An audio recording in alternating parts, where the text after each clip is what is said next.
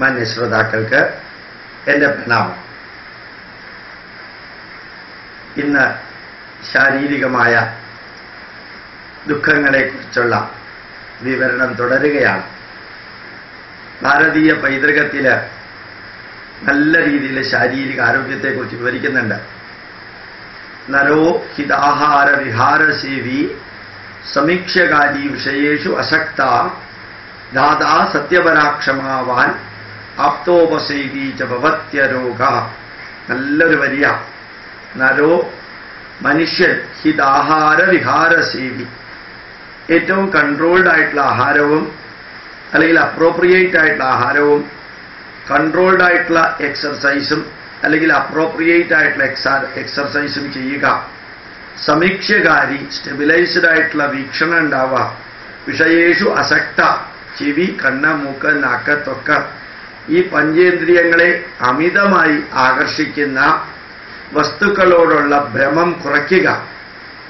നരോ ഹിതാഹാര വിഹാരസേവി സമീക്ഷകാരി വിഷയേഷു അസക്ത ധാത, മറ്റുള്ളവരെ സഹായിക്കാൻ ശാരീരികമായിട്ട് മുമ്പോട്ട് വരുന്ന വ്യക്തി. സത്യപര, ജീവിതത്തിൽ സത്യസന്ധമായ ഒരു വീക്ഷണം ഉണ്ടാക്കുന്ന വ്യക്തി. ക്ഷമാവാൻ, വേണ്ടതിനും വേണ്ടാത്തതിനും എടുത്ത് ചാടാത്ത വളരെ സ്റ്റെബിലൈസ്ഡ് ആയിട്ടുള്ള ക്ഷമയുള്ളവൻ. ആപ്തോപസേവി, വളരെ ശ്രേഷ്ഠന്മാരായ വ്യക്തികൾ ഉപദേശിക്കുന്ന രീതിയിൽ ജീവിക്കുന്ന വ്യക്തി ആരാണോ ഭവതി അരോഗ, ആ വ്യക്തി രോഗത്തിന് അടിമപ്പെടില്ല എന്ന് വളരെ ഭംഗിയായിട്ട് ആയുർവേദവും നമ്മുടെ ആത്മീയ ഗ്രന്ഥങ്ങളും പറയുന്നുണ്ട്. അതേപോലെ തന്നെ അശ്വിനി ദേവത എന്നൊരു സങ്കല്പമുണ്ട്. ദേവന്മാരുടെ ദേവതകളാണ് അശ്വിനി ദേവത. അവർ ഇരട്ടകളാണെന്ന് പറയാറുണ്ട്. എന്താ അശ്വിനി ദേവത സങ്കല്പം അറിയോ? വളരെ ഭംഗിയായിട്ട് ആയുർവേദത്തിൽ നമ്മുടെ പുരാണങ്ങളിലും പറയുന്നത് ഹിതാഹാരം മിതായാസം, വളരെ കൺട്രോൾഡ് ആയിട്ടുള്ള ഭക്ഷണം ഹിതാഹാരം, മിതമായ ആയാസം. ഹിതം എന്ന് വെച്ചാൽ അപ്രോപ്രിയേറ്റ് ആയിട്ടുള്ള ആഹാരം, കൺട്രോൾഡ് ആയിട്ടുള്ള എക്സർസൈസ്. അത് തിരിച്ചിട്ടാലും കറക്റ്റാണ്. കൺട്രോൾഡ് ആയിട്ടുള്ള ആഹാരം, അപ്രോപ്രിയേറ്റ് ആയിട്ടുള്ള എക്സർസൈസ്. ഇപ്പൊ കൺട്രോൾഡും അപ്രോപ്രിയേറ്റും തിരിച്ചും മറിച്ചു വിട്ടാലും അത് വളരെ കറക്റ്റായതുകൊണ്ടാണ് അശ്വിനി ദേവതമാര് ഇരട്ടകളാണെന്ന് പറയുന്നത്. ഹിതാഹാര മിതായാസ, മിതാഹാര ഹിതായാസ ഏതേ അശ്വിനി ദേവത. ഇതാണ് അശ്വിനി ദേവത എന്ന് വളരെ വ്യക്തമായിട്ട് പറയുന്നു. നമ്മുടെ ജീവിതത്തിൽ നമ്മൾ എന്തെല്ലാമാണോ ഈ ശരീരത്തെ വളർത്താൻ വേണ്ടി അകത്തേക്ക് കഴിക്കുന്നത്, അത് ശരീരത്തിനെ ഒരു ക്ഷേത്രമായി കണ്ടുകൊണ്ട് വേണം കഴിക്കാൻ എന്ന് ഭഗവത്ഗീത പറയുന്നുണ്ട്. ഇതം ശരീരം കൗന്ദേയ ക്ഷേത്രമിത്യഭിധീയതേ. ആ ക്ഷേത്രമാകുന്ന ശരീരത്തെ നിർമ്മിക്കാൻ വേണ്ട അടിസ്ഥാന ഘടകങ്ങളാണ് ഭക്ഷണപാനീയങ്ങൾ. ആ ഭക്ഷണപാനീയങ്ങൾ വിഷം ചേർന്നതാണെങ്കിൽ, ആ ഭക്ഷണപാനീയങ്ങൾ സെക്കൻഡ് ഹാൻഡ് ആണെങ്കിൽ, ആ ഭക്ഷണപാനീയങ്ങൾ രോഗാണുക്കൾ നിറഞ്ഞതാണെങ്കിൽ, ആ ഭക്ഷണപാനീയങ്ങൾ ശരീരത്തിന് യോജിക്കാത്തതാണെങ്കിൽ, ശരീരം ഈ ഭക്ഷണപാനീയങ്ങൾ ഉപയോഗിച്ച് വളരുമ്പോൾ ആ വളർച്ചയിലും അപക്വത അല്ലെങ്കിൽ പരിധി ഉണ്ടാവും. അതുകൊണ്ട് ഓർമ്മിക്കുക, നമ്മൾ കഴിക്കുന്ന ഭക്ഷണം നന്മ നിറഞ്ഞതാവണം. അതുകൊണ്ട് ഞാൻ നിങ്ങളോട് തൊഴുകയോടെ അഭ്യർത്ഥിക്കുന്നു, മദ്യം ഒഴിവാക്കുക. ഇന്നലത്തെ TV വാർത്തയിൽ ഏറ്റവും നന്മ നിറഞ്ഞ ഒരു സന്ദേശം കണ്ടു. ആരാധ്യനായ VM സുധീരൻ, കോൺഗ്രസ് കേരള ഘടകത്തിന്റെ പ്രസിഡന്റ്, അദ്ദേഹം കഴിഞ്ഞ കുറെ മാസങ്ങളായിട്ട് അക്ഷീണം നിരന്തരം പ്രയത്നിച്ച് മദ്യമുക്ത കേരളം എന്ന തീരുമാനത്തിൽ ഇന്നലെ മന്ത്രിസഭ തീരുമാനമെടുത്തു. ഇനി പുതിയ മദ്യശാലകൾ തുറക്കില്ല, പൂട്ടിയത് തുറക്കില്ല. എല്ലാ വർഷവും 10% വെച്ച് ബീവറേജസ് കോർപ്പറേഷന്റെ ഔട്ട്ലെറ്റുകൾ അടയ്ക്കും. മദ്യമുക്ത കേരളം എന്നുള്ളതിന് ദൃഢപ്രതിജ്ഞ എടുത്ത ഒരു മനുഷ്യന് ലഭിച്ച ഏറ്റവും നന്മ നിറഞ്ഞ ഒരു റിവാർഡാണ്. കേരള ജനത VM സുധീരനെ മറക്കില്ല എന്നുള്ളത് ഇന്നലത്തെ മന്ത്രിസഭാ യോഗത്തിലൂടെ പുറത്തേക്ക് വന്നു. നിങ്ങളോടും അഭ്യർത്ഥിക്കുന്നു, ഇത് ആണ് അവസരമെന്ന് മനസ്സിലാക്കി മദ്യം ഒഴിവാക്കുക. 22 ലക്ഷം പശുക്കളെയാണ് കേരളത്തിൽ കൊല്ലുന്നത്. അതിനീചവും ക്രൂരവും നിന്ദ്യവുമായിട്ട് കൊല്ലുന്നതാവട്ടെ മുസ്ലിങ്ങളും തിന്നുന്നതാവട്ടെ ഹിന്ദുക്കളുമാണ് എന്ന് പ്രത്യേകം ഓർമ്മിക്കാം. അനവധി മുസ്ലിം പള്ളികളിൽ 55-60 വയസ്സ് കഴിഞ്ഞ വ്യക്തികളോട് മാംസാഹാരം ഉപേക്ഷിക്കാനായിട്ട് പള്ളികളിൽ നിന്നും മഹല്ലുകളിൽ നിന്നും നിർദ്ദേശിക്കുന്നത് മുസ്ലിങ്ങൾ ജീവിതത്തിൽ പകർത്തുന്നു.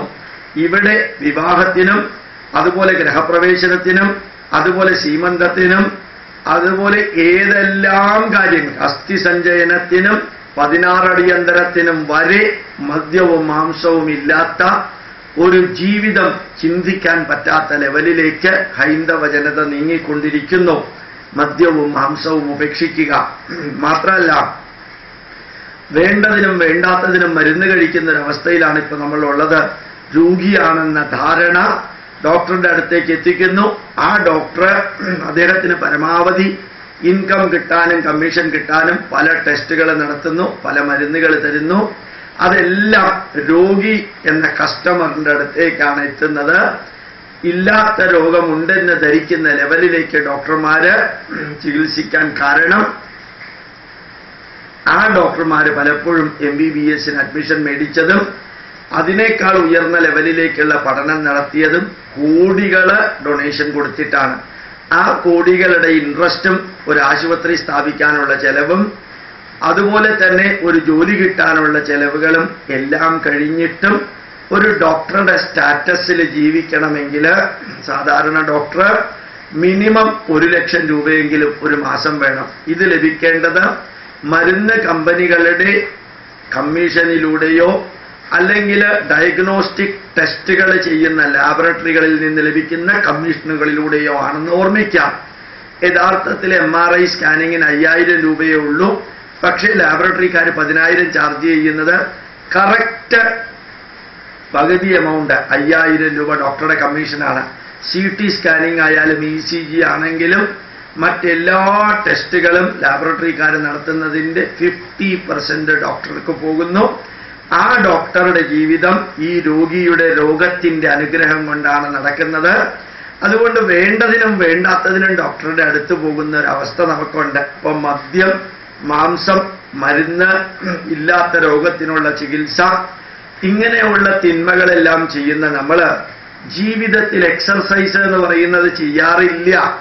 ഞാൻ ഉൾപ്പെടെ എന്ന് വേണമെങ്കിൽ പറയാം. പക്ഷേ കഴിഞ്ഞ 1-2 വർഷമായിട്ട് രാവിലെ സമയം ലഭിക്കുമ്പോഴെല്ലാം എവിടെയാണെങ്കിലും 2 കിലോമീറ്റർ നടക്കാൻ തുടങ്ങിയതിന് ശേഷം എൻ്റെ ബ്ലഡ് പ്രഷറും മറ്റെല്ലാ അസുഖങ്ങളും ഏതാണ്ട് പൂർണ്ണമായിട്ടും മാറിയെന്ന് പറയാം. ഒരു മെഡിസിൻലെസ് ലൈഫിലേക്ക് എത്താൻ എനിക്കും എൻ്റെ കുടുംബത്തിനും സാധിച്ചത് ഈ ചെറിയൊരു എക്സർസൈസ് കൊണ്ടാണ്. അപ്പോ ഹിതാഹാര വിഹാരസേവി, ഭംഗിയായിട്ട് നന്മ നിറഞ്ഞ വെജിറ്റേറിയൻ ഭക്ഷണവും നന്മ നിറഞ്ഞ വ്യായാമവും ജീവിതത്തിൽ പകർത്താൻ എന്നാണോ നമുക്ക് സാധിക്കുന്നത്? അതുപോലെ കൊഴുപ്പും ഇറച്ചിയും പ്രോട്ടീനും ഓവർഡോസിൽ അടിച്ച് സ്വാദ് ലഭിക്കുന്ന വിധത്തിലുള്ള കെമിക്കൽ അടിച്ചു കയറ്റി വളരെയധികം പെസ്റ്റിസൈഡുകളും വളവും ചേർത്ത വെജിറ്റേറിയൻ ഭക്ഷണത്തിന്റെ ആധാരമായ വെജിറ്റബിൾസും കഴിച്ച് നമ്മൾ ജീവിക്കുമ്പോൾ for every action there is an equal and opposite reaction. തിന്മ നിറഞ്ഞത് അകത്തേക്ക് പോയാൽ അകത്ത് നിന്ന് പുറത്തേക്ക് വരുന്നതും തിന്മ നിറഞ്ഞതായിരിക്കുമെന്ന് മനസ്സിലാക്കാൻ PhDയോ അല്ലെങ്കിൽ MSCയോ ഒന്നും ആവശ്യമില്ലല്ലോ. തിന്മ നിറഞ്ഞത് കഴിച്ചാൽ തിന്മ നിറഞ്ഞ രീതിയിലായിരിക്കും ശരീരം പ്രതികരിക്കാം. തിന്മ നിറഞ്ഞ മനസ്സാണെങ്കിൽ മനസ്സിൽ നിന്ന് വരുന്നതും തിന്മ നിറഞ്ഞതായിരിക്കുമെന്നുള്ളത് സ്വാഭാവികമാണ്. അതുകൊണ്ട് നമ്മുടെ ശരീരത്തിന്റെ ആരോഗ്യം നിലനിർത്താൻ നന്മ നിറഞ്ഞ ഭക്ഷണം വീടുകളിൽ കഴിച്ച് ശീലിപ്പിക്കണം. ധാരാളം മാതാപിതാക്കൾ പറയാറുണ്ട്, ഞങ്ങൾക്ക് നോൺ വെജിറ്റേറിയൻ വേണ്ട, പക്ഷേ മക്കൾക്ക് അതില്ലാതെ സാധിക്കില്ല. ഈ മക്കളെ നോൺ വെജിറ്റേറിയൻ ജീവനുള്ള കോഴിയെയും ആടിനെയും പട്ടിയെയും പൂച്ചയെയും അതുപോലെ തന്നെ മുയലിനെയും എരുമയെയും പോത്തിനെയും പശുവിനെയും കാളയെയും അറുത്ത് ചോരയോട് കൂടിയ ഇറച്ചി വറുത്തും വേവിച്ചും തിന്ന് തീറ്റിപ്പിച്ച് പരിശീലിപ്പിച്ച അച്ഛനും അമ്മയും പറയുകയാണ് മക്കൾക്കതില്ലാതെ പറ്റില്ല എന്ന്. എല്ലാ തരത്തിലുള്ള ജന്തുക്കളെയും തിന്നുന്നവരുണ്ട്. ഞാൻ പട്ടി പൂച്ച എന്നൊക്കെ പറയുന്നത് വെറുതെ ഒന്നും പറഞ്ഞതല്ല, കളിയാക്കാൻ വേണ്ടി പറഞ്ഞതല്ല. എല്ലാത്തിനെയും, ഇത് ചൈനയിലെ കാര്യമല്ല, ഇന്ത്യയിലെയും കേരളത്തിലെയും കാര്യമാണ് ഞാൻ പറയുന്നത്. ഇതെല്ലാം തിന്ന് ആ ശരീരത്തിന് ഇത്രയും അധികം രോഗങ്ങൾ വരുമ്പോൾ 100 കണക്കിന് ആശുപത്രികളാണ് കേരളത്തിലുള്ളത്. സൂപ്പർ സ്പെഷ്യാലിറ്റി ആശുപത്രികൾ, 100 കണക്കിന് ലാബറട്ടറികളാണ് ഉള്ളത്. 10,000-കണക്കിന് മെഡിക്കൽ ഷോപ്പുകളാണ് ഉള്ളത്. ഏറ്റവും നല്ല കേരളത്തിലെ ബിസിനസ് എന്ന് പറയുന്നത് മെഡിക്കൽ ഷോപ്പ്, ആശുപത്രി, നഴ്സിംഗ് ഹോം. ഇത് മൂന്നും മതി ഏറ്റവും കൂടുതൽ പൈസ ഉണ്ടാക്കാൻ. പാറമടയേക്കാളും മണ്ണ് മാഫിയാക്കാളും കാട്ടിൽ പോയിട്ട് തടി അറുത്തു കൊണ്ടുവന്ന് വിൽക്കുന്നതിനേക്കാളും ഏറ്റവും അധികം പൈസ ഉണ്ടാക്കാൻ സാധിക്കുന്ന ബിസിനസ്സാണ് മെഡിക്കൽ ഷോപ്പ്, അല്ലെങ്കിൽ പ്രൊഫഷണൽ ഡോക്ടർമാരുടെ ജീവിത രീതി, അല്ലെങ്കിൽ നഴ്സിംഗ് ഹോമുകളും ആശുപത്രികളും. എന്തുകൊണ്ടാണ് ഇത്രയും അധികം ലാഭം അതിൽ ലഭിക്കുന്നത്? തിന്നും തീറ്റിച്ചും ശരീരത്തിലുണ്ടാകുന്ന രോഗങ്ങൾക്ക് ശമനം കിട്ടാൻ വേണ്ടി മനുഷ്യൻ ചെന്നെത്തുന്ന സ്ഥലം ആശുപത്രികളാണ്. വെറുതെ കണ്ണടച്ചൊന്ന് ചിന്തിച്ചു നോക്കാം. 16 ലക്ഷം തരത്തിലുള്ള ജന്തുക്കളിൽ ഒരു ജന്തുവും ഇത്രയും ഫ്രീക്വന്റ് ആയിട്ട് ആശുപത്രിയിലേക്ക് പോകേണ്ടി വന്നിട്ടില്ല. ഒരു മൃഗവും പോവാറില്ല ആശുപത്രിയിലേക്ക്. ഒരു മൃഗവും സിസേറിയൻ നടത്താറുമില്ല. ഒരു മൃഗവും തെർമോമീറ്റർ ഉപയോഗിക്കാറുമില്ല. എല്ലാ മൃഗങ്ങളും പലപ്പോഴും മഴ നനയുന്നുണ്ട്, മണ്ണിൽ തന്നെ അത് ജീവിക്കുന്നുണ്ട്. പല രീതിയിൽ ജീവിക്കുന്ന മൃഗങ്ങൾക്കൊന്നും വേണ്ടാത്ത ഡോക്ടറും ആശുപത്രിയും ECGയും EEGയും CT സ്കാനിങ്ങും MRI സ്കാനിങ്ങും എല്ലാം മനുഷ്യന് മാത്രം ഇത്രയും അധികം വേണ്ടിവരുന്നതിന്റെ പുറകില് എവിടെയോ മനുഷ്യന്റെ ജീവിത രീതിയിലുള്ള പ്രത്യേകതകളില്ലേ? അതും കൂടി ഒന്ന് ചിന്തിക്കാൻ സാധിക്കട്ടെ എന്ന് പ്രാർത്ഥിക്കുന്നു.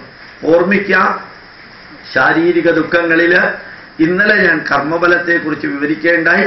ഇന്ന് നമ്മുടെ ജീവിത രീതിയിൽ ഉണ്ടാകുന്ന അപസ്വരങ്ങളാണ് നമ്മളുടെ രോഗത്തിന് ഏറ്റവും അധികം കാരണം. പ്രത്യേകിച്ച് ശാരീരിക രോഗത്തിന് ഏറ്റവും പ്രധാനപ്പെട്ട കാരണമെന്ന് അറിയട്ടെ.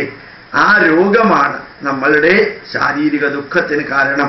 അതുകൊണ്ട് ജീവിതത്തെ നന്മ നിറഞ്ഞ വഴിയിലൂടെ കൊണ്ടുപോവുകയാണെങ്കിൽ, നല്ല ഭക്ഷണവും നല്ല വ്യായാമവും ചെയ്യുകയാണെങ്കിൽ നല്ല മനസ്സുമുള്ള മനുഷ്യന് നല്ല ആരോഗ്യമുണ്ടാവും, ദുഃഖം ഉണ്ടാവില്ല. ശാരീരികമായ ആരോഗ്യ സംബന്ധമായിട്ടുള്ള ദുഃഖങ്ങൾ ഒഴിവാക്കാൻ സാധിക്കുമെന്ന് അഭ്യർത്ഥിച്ചുകൊണ്ട് അറിയിച്ചുകൊണ്ട് എൻ്റെ വാക്കുകൾ അവസാനിപ്പിക്കുന്നു. പ്രണാമം. ഇത് ചിന്തിച്ച് നിങ്ങളുടെ ജീവിതത്തിലും നിങ്ങളുടെ കുടുംബാംഗങ്ങളുടെ ജീവിതത്തിലും പകർത്താൻ നിങ്ങൾക്ക് ഏവർക്കും സാധിക്കട്ടെ. കൂടുതൽ കാര്യങ്ങൾ ഇതിനു മുമ്പ് യൂട്യൂബിൽ അപ്ലോഡ് ചെയ്തിട്ടുണ്ട്. ഇത് അതിൻ്റെ ഒരു ആവർത്തനം മാത്രമാണ്. നല്ല ഭക്ഷണം, നല്ല പാനീയം, സോഫ്റ്റ് ഡ്രിങ്കുകൾ ഒഴിവാക്കാം, ഹെൽത്ത് ഡ്രിങ്കുകൾ ഒഴിവാക്കാം, മെമ്മറിക്ക് വേണ്ടി കഴിക്കുന്ന പല ലേഹ്യങ്ങളും ഒഴിവാക്കാം. ആയുർവേദം നല്ലതാണ്, എല്ലാ ആയുർവേദവും ആവശ്യമില്ലാത്തവർക്ക് നല്ലതല്ല എന്നുകൂടി. യോഗാദപി വിഷം തീക്ഷ്ണം ഭവേത് ഭൈഷജ്യമുത്തമം ഭൈഷജ്യമപി ദുർയുക്തം ഭവേത് തീക്ഷ്ണം വിഷം.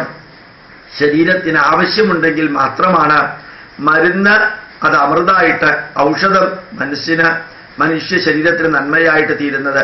മനുഷ്യ ശരീരത്തിന് ആവശ്യമില്ലാത്ത മരുന്നുകൾ അത് തീക്ഷ്ണം വിഷം, അത് തീക്ഷ്ണമായ വിഷമായി മാറും എന്ന് ഓർമ്മിക്കുക. യോഗാദപി വിഷം തീക്ഷ്ണം. അപ്രോപ്രിയേറ്റ് കോമ്പിനേഷൻ കൊണ്ട് ഏത് വിഷത്തെയും മരുന്നാക്കി മാറ്റാൻ സാധിക്കും.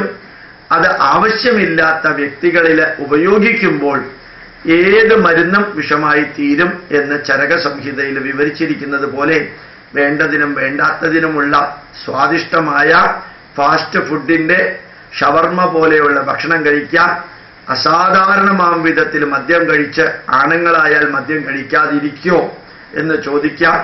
കൈക്കൂലിയും മറ്റു രീതിയിലൂടെയും പൈസ കിട്ടുന്നത് ഇപ്രകാരം ചെലവഴിക്കാൻ വേണ്ടി ശ്രമിക്കാം. വേണ്ടതിനും വേണ്ടാത്തതിനും മരുന്നുകൾ കഴിക്കുക, ഡോക്ടറെ കാണാം, ആശുപത്രിയിൽ ചെന്ന് കിടക്കാം. തിന്മ നിറഞ്ഞ വഴിയോര ഭക്ഷണങ്ങളെല്ലാം കഴിച്ച് നമ്മളുടെ ശരീരത്തെ നമ്മൾ തന്നെ ഒരു ശവപ്പറമ്പാക്കി മാറ്റുന്നു എന്ന് ജോർജ് ബെർണാഡ് ഷാ പറഞ്ഞതുപോലെ ദഹന കേന്ദ്രമാക്കി മാറ്റുക, ഡെഡ് ബോഡിയെ ദഹിപ്പിക്കാനുള്ള കേന്ദ്രമാക്കി മാറ്റുകയാണ് നമ്മളുടെ ആമാശയം എന്ന് ബെർണാഡ് ഷാ പറഞ്ഞിട്ടുണ്ട്. I do not want to convert my stomach the burial ground of animal bodies എന്ന് അദ്ദേഹം പറഞ്ഞത്. എൻ്റെ ആമാശയത്തെ മൃഗങ്ങളുടെ ശവശരീരം ദഹിപ്പിക്കാനുള്ള കേന്ദ്രമാക്കി മാറ്റാൻ എനിക്ക് താല്പര്യമില്ല. ശ്മശാന പറമ്പ് ശവപ്പറമ്പാക്കി മാറ്റാൻ താല്പര്യമില്ല എന്ന് അദ്ദേഹം പറഞ്ഞതുകൂടി ഓർമ്മിക്കാൻ സാധിക്കട്ടെ. അപ്പം നമ്മളുടെ മാനസിക ദുഃഖത്തെക്കുറിച്ച് ഞാൻ പറഞ്ഞു, സൈക്കോസൊമാറ്റിക് ഡിസീസിനെ കുറിച്ച് പറഞ്ഞു, മാനസിക സംഘർഷത്താൽ ഉണ്ടാകുന്ന ശാരീരിക രോഗങ്ങളെക്കുറിച്ച് പറഞ്ഞു, കർമ്മബലത്തിലൂടെ ഉണ്ടാകുന്ന ശാരീരിക ദുഃഖങ്ങളെക്കുറിച്ച് പറഞ്ഞു, രോഗങ്ങളെക്കുറിച്ച് പറഞ്ഞു. ഇന്ന് നമ്മളുടെ ജീവിത ശൈലി കൊണ്ട് നമ്മുടെ ശരീരത്തിനുണ്ടാകുന്ന രോഗങ്ങളെക്കുറിച്ചും ദുഃഖങ്ങളെക്കുറിച്ചുമാണ് നിങ്ങളോട് വിവരിച്ചതെന്ന് പറഞ്ഞുകൊണ്ട് പ്രണാമം, നമസ്കാരം.